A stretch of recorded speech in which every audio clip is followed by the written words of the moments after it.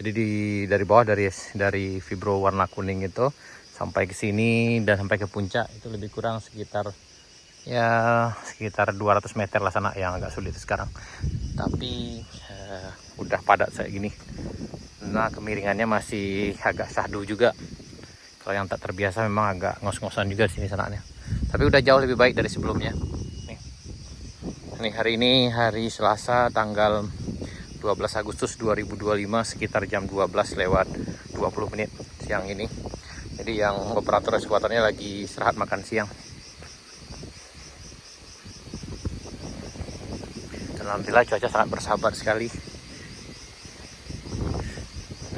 Nah, ini dulu di yang kita tempat jalan ini adalah tanjakan rest area 3 atau dulu disebut juga dengan kayu kale.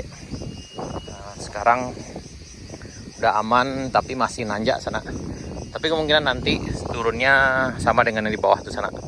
Jadi yang tanjakan di puncak ini kan jauh turun ke bawah. Nanti jalannya sama dengan di bawah, tidak akan terlalu nanjak setinggi ini. Jadi masih panjang prosesnya yang bagian sini. Dan kenapa yang bagian ini belum diturunkan? Karena kalau diturunkan dari sini akan terlalu tinggi nanjaknya di sini nanti nih. Dibelokkan rest area 3 ke kayu duo ini.